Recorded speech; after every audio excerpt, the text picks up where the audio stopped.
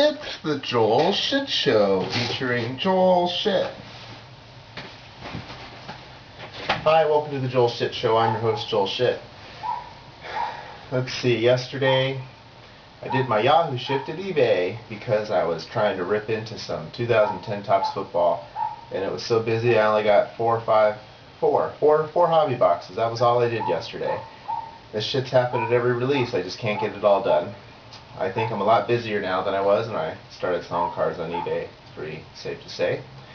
But I pulled another SP rookie. It is on eBay ending today, and I can't remember who it is of now, but it wasn't like Sam Bradford, but it was still, you know, a big name. So, and really all the variations are pretty good names, so, you know, I was happy to pull it. I also pulled a couple of blacks. I pulled a Green Bay Packers Topps black and a Chicago Bears Topps black and Joseph Addai Topps black. And let's see, I think those are all the cards that I posted on eBay. Everything else I'm just setting aside to build sets with. I got a Sam Bradford jersey card, but those are only selling for like $6, so I'm not even going to look at the value of the other jersey cards I pulled because clearly they're just not worth much. So I got done there and I put on all my Tux stuff and went and did a casino party at the San Lorenzo Villages Homeowners Association Community Center or something like that. And it was a pretty good crowd, very San Lorenzo. I used to know a couple of people that lived there, so it's nice to be back. But it was pretty typical eating, I guess. I was on dice most of the night. Dice are pretty cold, but a lot of the people didn't know how to play, but we taught them how to play, and it was a lot of fun. But didn't really make any mistakes. Did some things out of order. Did a lot of things out of order, but I paid everyone right, and when I was on sticks, some prop bets hit, and I got the payouts right at all of them, so that was a good sign. And in front of the boss, which, you know, he believes in me, but, you know, it's nice to show him why he does, so that was nice. He gave me a 15-minute early out because I had my hockey game, and that worked out fine, I guess. I mean, you know, maybe things blew up after I left, but I doubt it.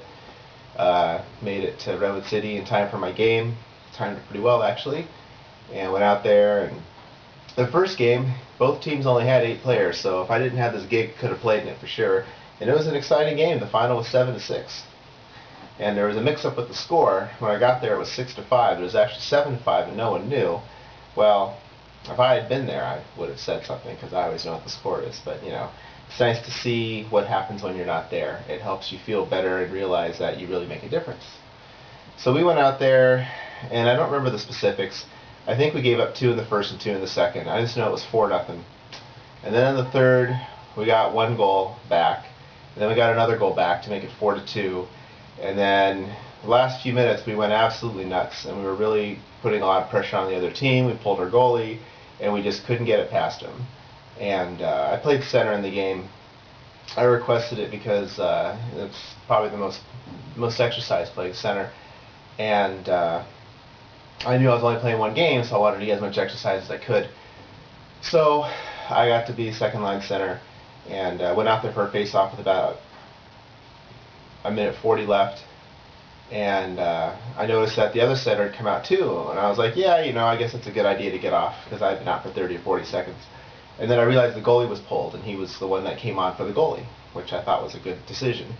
You know, it's always hard to get people to buy into pulling the goalie because they're so worried about the empty net goal. If you're down by 1 or 2 goals with a couple minutes left, you need to do what you can to win. You know, unless goal differential is some huge tiebreaker you got to worry about, and in this league it never is, then you really just need to focus on trying to tie the score. So I gave him the face-off because it was to the goalie's right, and I'm left-handed. So I played like some special behind the right wing spot. He wins the face-off and passes it right to me, and I shoot, and it was a really good shot. Just didn't go in. And we do have a goalie after all. And he held on to it. Now the face-off is coming on the other side, which I didn't understand. If you always wonder how they decide where to put the face-off, left or right, when the goalie freezes the puck, it is where the shot came from. Well, I wasn't more than halfway across, so the face-off should have been in the same place, but it wasn't. So I was like, well, I'm not right-handed. What am I going to do now? And he goes, well, can you do the same thing for me? Because he's right-handed. And I said, sure. Well, I didn't win the face-off. I don't even think I won half my face-offs last night.